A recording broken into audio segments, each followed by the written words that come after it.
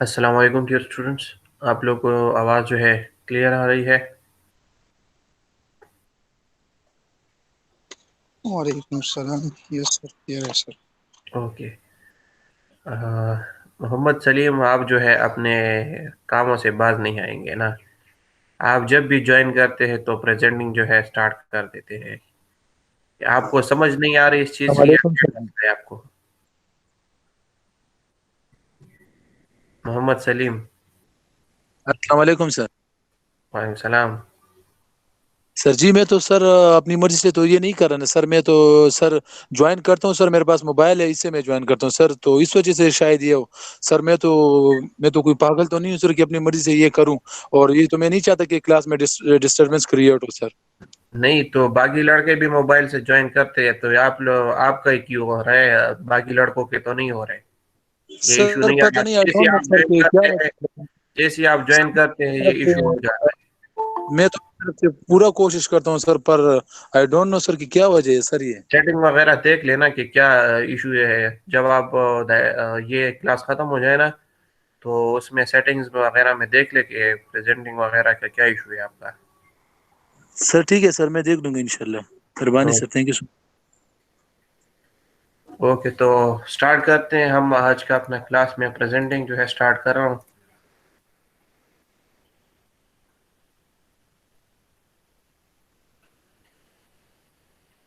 Screen आप लोग के साथ जो है शेयर हो रही है। Yes sir. ओके, तो स्टार्ट करते हैं हम आज का हमारा लेक्चर। आज का जो हमारा लेक्चर है वो लेक्चर नंबर 12 है। और डैम इंजीनियरिंग के बारे में हमने पढ़ना स्टार्ट किया था। इंट्रोडक्शन हमने जो है पढ़ लिया था। इंट्रोडक्शन में कि व्हाट इज़ डैम, किस वजह से हम डैम को कंस्ट्रक्ट करते हैं, टाइप्स वगैरह के बारे में हमने पढ़ लिया था। आज जो है हम पढ़ेंगे forces acting on a gravity dam. और उसके बाद जो है कंप्यूटेशन ऑफ फोर्सेस है कि किस तरह हम उन फोर्सेस को जो है कंप्यूट करेंगे। So first of all, what is a gravity dam? Gravity dam is a solid structure made of concrete or masonry constructed across a river to create a reservoir on its upstream. हमारे पास जो है gravity dam जो है एक solid structure होता है जिसको हम कंस्ट्रक्ट करते हैं कंक्रीट से या मैसनरी से। अक्रॉस द रिवर हम उसको कंस्ट्रक्ट करते हैं, ठीक है। जिसकी वजह से हमारे पास अपस्ट्रीम साइड के ऊपर हमारे पास जो है एक रिजर्वायर जो है वो बन जाता है। The section of the gravity dam is approximately triangular shape with its apex at its top and maximum width at its bottom. Normally जो हमारे पास जो सेक्शन है ग्रेविटी डैम का, वो हमारे पास नियरली जो है वो ट्रायंगुलर शेप में जो है होता है। जिसका एपेक्स जो है यानी कि पीक जो है वो ऊपर साइड की तरफ होता है, और जो मैक्सिमम विड्थ होता है वो हमारे पास बॉटम में होता है। The section is so proportioned that it resists the various forces acting on it by its own weight. और इसकी जो प्रोपोर्शनिंग है यानी कि डैम का डैम की जो डिफरेंट मेजरमेंट्स है, साइजेस है, बेस है, विड्थ है, हाइट है, ये सारी इस तरह जो है प्रोपोर्शन की जाती है कि ये जितनी भी फोर्सेस इसके ऊपर जो है एक्ट कर रही होती है, ये अपने वेट के हिसाब से उन फोर्सेस को क्या करे, रेजिस्ट करे।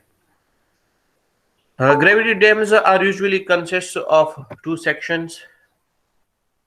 एक रिक्वेस्ट है आप लोगों से कि जीसी मेलिंग शेयर करता हूँ तो काइंडली आप लोग जो है जल्दी ज्वाइन कर लिया करें। फिर आप जो है लेक्चर के दौरान जो है ज्वाइन करते हैं तो मैं आपको जो है दोबारा जो है लेक्चर छोड़ के आपको जो है एडमिट करता हूँ, तो उसमें जो है लेक्चर डिस्टर्ब होता है। तो काइंडली आप लोग जो है किसी जो है मैं लिंक शेयर करता हूँ तो कोशिश करें कि डायरेक्टली आप जो है विद इन 5 मिनट्स जो है आप ज्वाइन कर लिया करें। 5 मिनट्स में हमेशा वेट करता हूँ, तो काइंडली आप 5 मिनट्स के अंदर अंदर ज्वाइन कर लिया करें, ठीक है। ओके, तो दोबारा जो है हम कंटिन्यू करते हैं। Gravity dams are usually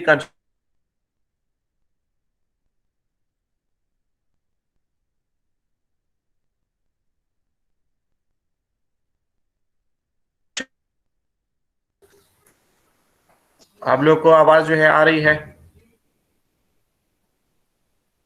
sir जी, मोहसिन। आप ओपन करेंगे, अभी ठीक हो गया सर। ओके, कॉल आ गई थी इस वजह से जो है कट गया था। ओके, तो दोबारा जो है हम कंटिन्यू करते हैं। Gravity dams are usually consist of two sections, namely the non-overflow section and the overflow section or spillway.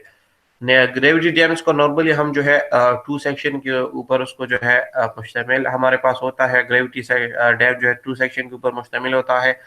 एक जो है नॉन ओवरफ्लो सेक्शन होता है और दूसरा जो है ओवरफ्लो सेक्शन हम उसको कहते हैं, और या spillway section. Gravity dams are particularly suited across gorges with very steep side slopes where earth dams might slip and are usually cheaper than earth dams if suitable soils are not available for their construction. ये जो gravity dams होते हैं ये हमारे पास जो है जहाँ पर हमारे पास जो है स्टीप स्लोप्स हो, साइड स्लोप्स हो, जहाँ पर जो है हम अर्थ डैम जो है कंस्ट्रक्ट नहीं कर सकते। अगर हम वो कंस्ट्रक्ट करते हैं तो उसका स्लिप होने का खतरा होता है। तो उन जगहों पे ये हमारे पास सूटेबल है कि जहाँ पर हमारे पास जो है स्टीप स्लोप्स हो और हाई प्रेशर हो, तो उन जगहों पे हम जो है ये ग्रेविटी डैम जो है कंस्ट्रक्ट करते हैं। बेसिक डिफिनीशन है रिलेटेड टू डैम, यानी कि कुछ बेसिक कंपोनेंट्स होते हैं जिनके डिफिनीशंस आपको जो है आनी चाहिए। ये कुछ 6 डिफिनीशंस है। ये आपके पास जो है ग्रेविटी डैम का एक सेक्शन है, उनके डिफरेंट पॉइंट्स है, जैसे कि डैम एक्सिस है, बेस विड्थ है, हील है, टो है, स्ट्रक्चरल हाइट है और हाइड्रोलिक हाइट है। ये चीजें है ये आपको जो है आनी चाहिए और ये आप या अपने साथ जो है याद कर ले। सो पढ़ते हैं कि first of all axis of dam क्या है। Axis of the dam is the line of the upstream edge of the top or crown of the dam. The axis of the dam is in plane is also called the baseline of the dam. The axis of the dam in plane is usually straight. ये हमारे पास जो है एक line होता है upstream as के ऊपर, top के ऊपर, ठीक है। और ये axis of the dam actually हमारे पास जो है एक स्ट्रेट लाइन होता है प्लेन में, और ये आपका इसको हम जो है base line of the dam भी कहते हैं। फिगर में आप देख सकते हैं ये आपके पास जो है एक्सिस ऑफ द डैम है। ये लाइन फिगर में आपको डैम एक्सिस यहाँ पे लिखा गया है, इसके साथ शो की गई है। ये जो स्ट्रेट लाइन है, ठीक है, ये यहाँ से ये जो स्ट्रेट लाइन आपको नजर आ रही है, ये आपके पास जो है टॉप के ऊपर, ये आपके पास टॉप है डैम का, ये आपके पास जो है बॉटम है डैम का।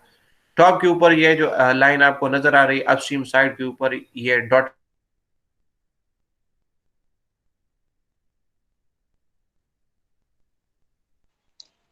जी साउंड ऑफ हो गया सर। नेक्स्ट जो है हमारे पास लेंथ ऑफ द डैम है। Length of the dam is the distance from one abutment to other abutment measured along the axis of the dam at the level of the top of the dam. Length of the dam जो है आपके पास जो है total length है एक abutment से लेकर दूसरे abutment तक, जो कि मेजर की जाती है along the axis of the dam at the top level of the dam. यानी कि एक साइड से लेकर दूसरी साइड तक आपके पास जो टोटल लेंथ है, ठीक है, जिसको जो है मेजर करते हैं, ये आपके पास जो है आपके पास टॉप ऑफ द डैम है, ठीक है। यहाँ पर आपके पास एक्सिस ऑफ द डैम, ये डॉटेड लाइन से जो शो की गई आपके पास एक्सिस ऑफ द डैम है, ठीक है। तो एक साइड से यानी कि डैम के एक साइड से लेकर दूसरे साइड तक आपके पास एक्सिस ऑफ द डैम के ऊपर आप सीधा जाएंगे, ठीक है, एक साइड से दूसरी साइड तक, एक अपार्टमेंट से लेकर दूसरे अपार्टमेंट तक। तो ये जितनी लेंथ है यहाँ के पास जो है total length of the dam कहलाता है। क्लियर है?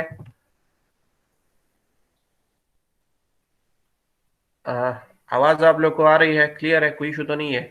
जी sir clear. Yes sir. No sir. Next जो है structural height of the dam है। तो structural height of the dam क्या है? Structural height of the dam is the difference in elevations of the top of the dam and the lowest point in excavated foundation. Structure of the dam क्या है? आपके पास elevation है, जो difference है top elevation का और bottom का, ठीक है। ये जो एक्सकेवेटेड फाउंडेशन है, यानी कि आपके पास बॉटम एक्सकेवेटेड फाउंडेशन से लेकर टॉप तक आपके पास जो डिस्टेंस है, ये आपके पास structural height of the dam कहलाता है। फिगर में आप देख सकते हैं ये आपके पास जो है फाउंडेशन लेवल है, ठीक है, base of the foundation level है, ठीक है। यहाँ से लेकर टॉप ऑफ जो आपके पास डैम का टॉप है, वहां तक आपके पास ये टोटल हाइट कहलाती है structural height of the dam. It, however, does not include the depth of special geological feature of foundation such as narrow fault zone below the foundation. In general, the height of the dam means the structural height. और इसके अंदर आपके पास जो extra geological feature जो आप provide करते हैं या एक्स्ट्रा कंस्ट्रक्शन जो आप प्रोवाइड करते हैं, ठीक है, फॉल्ट नैरो फॉल्ट जोन के लिए, जोन्स के लिए, ठीक है, बिलो दी फाउंडेशन, तो वो इसके अंदर जो है इंक्लूड नहीं है। जनरली आपके पास जितना हाइट ऑफ द डैम होता है, यानी कि फाउंडेशन से लेकर टॉप तक आपके पास जितना हाइट होता है, वो आपके पास जो है structural height of the dam जो है आपके पास कहलाता है। नेक्स्ट जो है टो एंड हील, तो the toe of the dam is the downstream edge of the base and heel is the upstream edge of the base. आपके पास जो अपस्ट्रीम साइड के ऊपर आपके पास जो साइड है, कॉर्नर है फाउंडेशन का, ठीक है, एज है, ये आपके पास जो है हील कहलाता है, और यही साइड जब डाउनस्ट्रीम साइड के ऊपर आपके पास जो है टो कहलाता है। सो जो कॉर्नर है फाउंडेशन के ऊपर, जो आप कॉर्नर है टो, हील कहलाता है अपस्ट्रीम साइड के ऊपर, और डाउनस्ट्रीम के ऊपर आपके पास टो कहलाता है। नेक्स्ट है maximum base width of the dam. Maximum base width of dam is the maximum horizontal distance between the heel and the toe of the maximum section of the dam in the middle of the valley. So maximum base width of the dam आपके पास क्या है, to से लेकर heal तक आपके पास जो horizontal distance है, ये आपके पास कहलाता है total base width of the dam. Hydraulic height of the dam क्या है?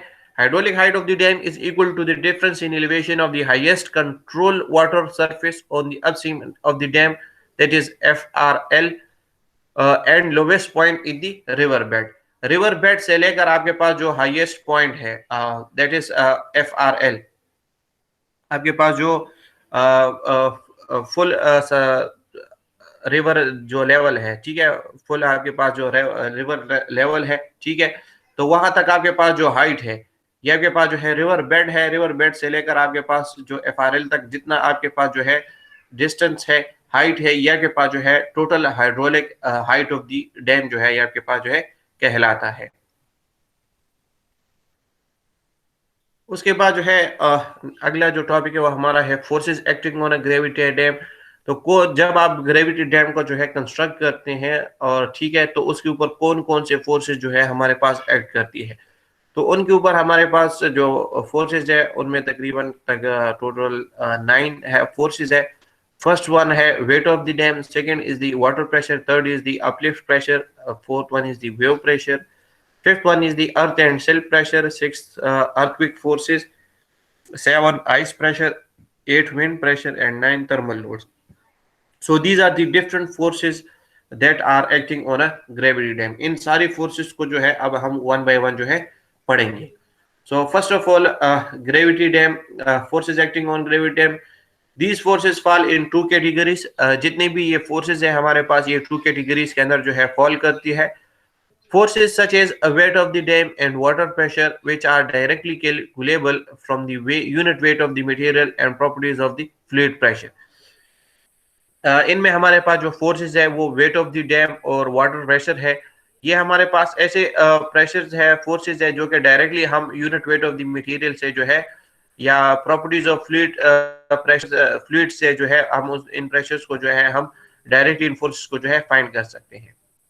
And forces such as uplift, earthquake load, silt pressure and ice pressure, which can only be assumed on the basis of assumption of varying degree of reliability. जबकि जो दूसरे side के ऊपर आपके पास साथ ही साथ जो फोर्सेस है, इनके साथ जो फोर्सेस है वो अपलिफ्ट प्रेशर है, अर्थक्वेक लोड्स है, और सिल्ट प्रेशर और आइस प्रेशर, ये ऐसे फोर्सेस है जिनको हम जो है एजम्पशन की बेसिस पर इनको जो है हम इनको जो है कैलकुलेट करते हैं।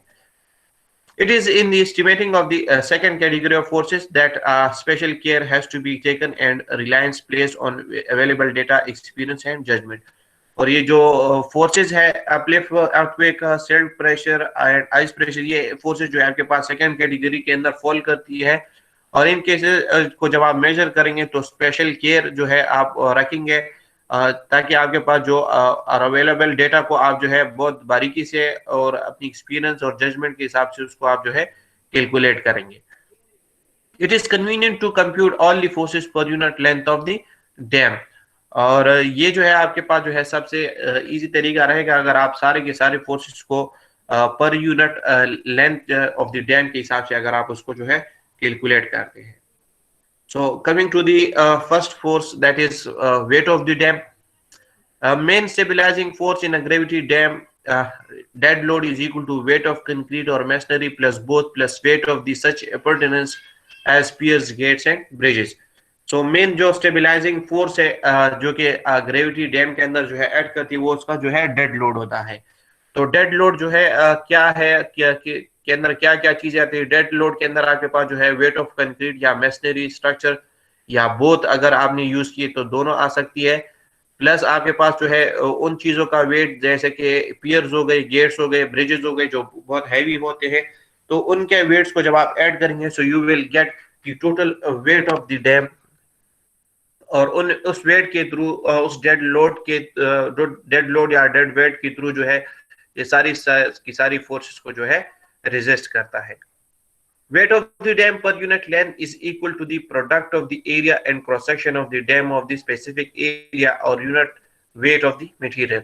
जो weight of the dam है ये आपके पास जो है पर unit length, weight of the dam per unit length आपके पास जो है बराबर है जो एरिया है, क्रॉस सेक्शनल एरिया है, उसको जब आप जो है वो और आपके पास जो है जो स्पेसिफिक एरिया है तो उस मटेरियल का, तो और unit weight of concrete 24 kilonewton per cubic metre and masonry 23 kilonewton per metre varies considerably depending upon the various material that go made to make them.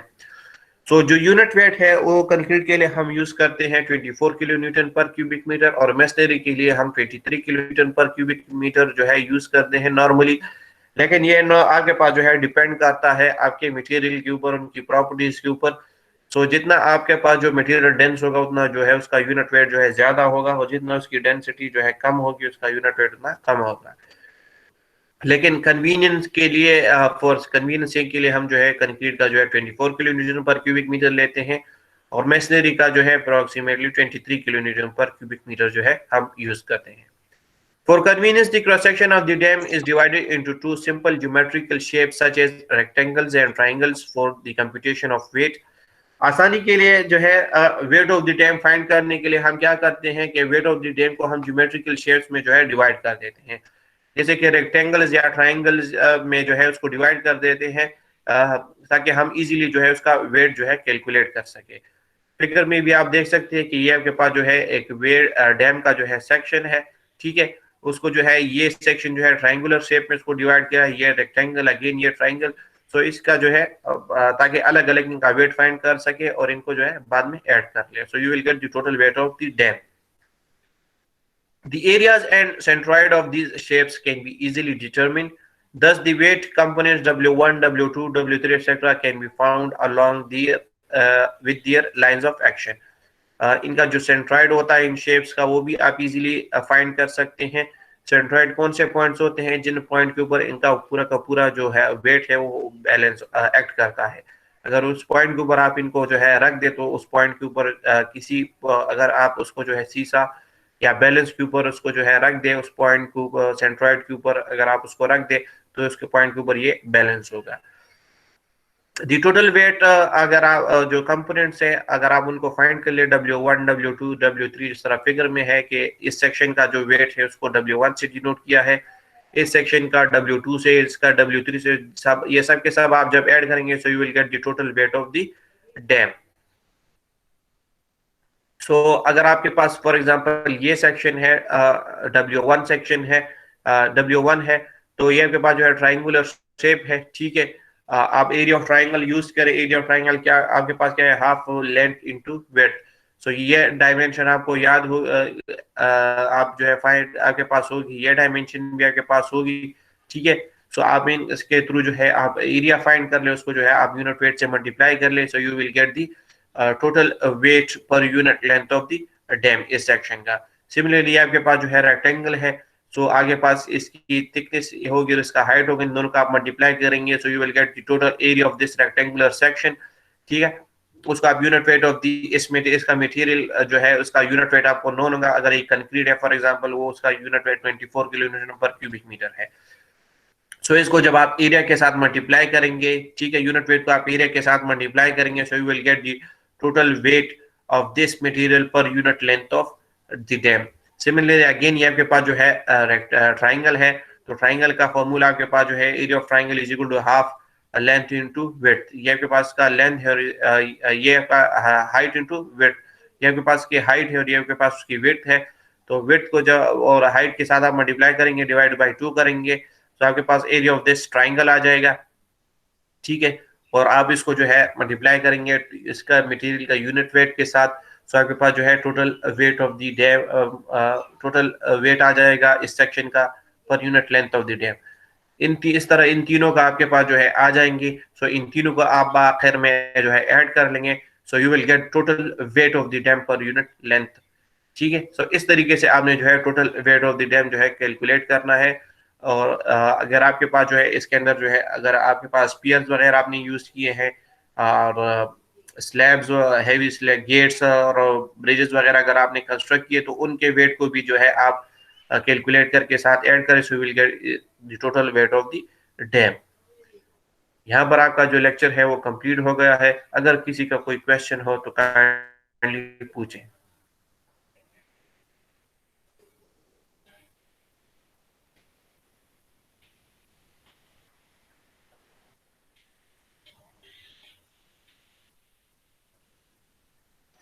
Ji, anyone have any question? जी मोहसिन अल्लाह।